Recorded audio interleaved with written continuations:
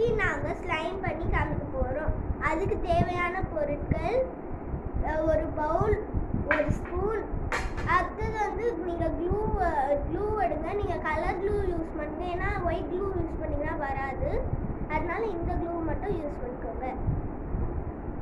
அடுத்தது வந்து liquid detergent. நீங்கள் இந்த ஏரியல் டிட்டர்ஜென்ட் யூஸ் பண்ணிங்கன்னா நல்லா வரும். மற்ற எந்த டிட்டர்ஜென்ட்டும் யூஸ் பண்ணாதீங்க, இந்த ஏரியல் டிட்டர்ஜென்ட் மட்டும் யூஸ் பண்ணுங்க. ஃபஸ்ட்டு நம்ம வந்து இந்த பவுலில் க்ளூ ஊற்றிடுங்க.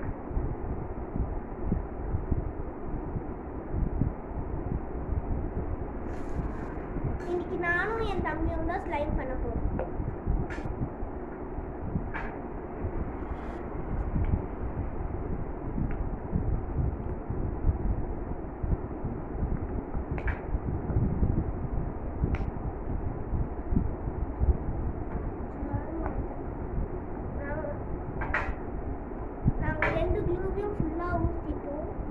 பாருங்க, இப்படி தான் இருக்கு.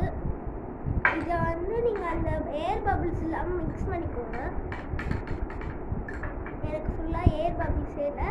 இப்போ வந்து நம்ம இந்த லிக்விட் டிட்டர்ஜென்ட்டை வந்து கொஞ்சம் கொஞ்சமாக ஆட் பண்ணுங்க, ஏன்னா ஃபுல்லாக கொட்டிட்டிங்கன்னா அது ரொம்ப தண்ணி ஆகிடும், ஸ்லைம் வராது.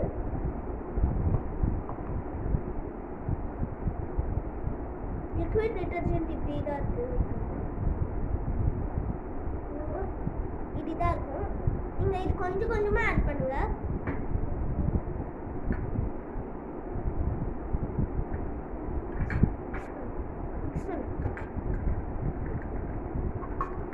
நீங்கள் கொஞ்சம் கொஞ்சமாக ஆட் பண்ணிங்கன்னா இது பாருங்க, நீங்கள் கொஞ்சம் கொஞ்சமாக ஆட் பண்ண திக்னஸ் ஆகும்.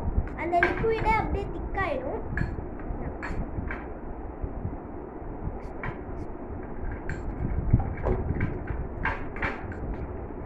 நீங்கள் இந்த மாதிரி டிட்டர்ஜென்ட் யூஸ் பண்ணலன்னா இந்த ஏரியல் பவுடர் டிட்டர்ஜென்ட் இருக்குல்ல, அதை எடுத்து தண்ணியில் கலந்து ஊற்றிடுங்க. அது கூட நல்லா ஆக்டிவேட்டராக ஆகும். மற்ற எந்த டிட்டர்ஜென்ட்டும் யூஸ் பண்ணாதீங்க. இது கொஞ்சம் நல்லா ஒரு 5 minutes கூட ஆகாது, ஒரு 10 minutes 10 minutes கூட ஆகாது, ஒரு 1 minute கொஞ்சம் நல்லா மிக்ஸ் பண்ணி விட்டுருங்க.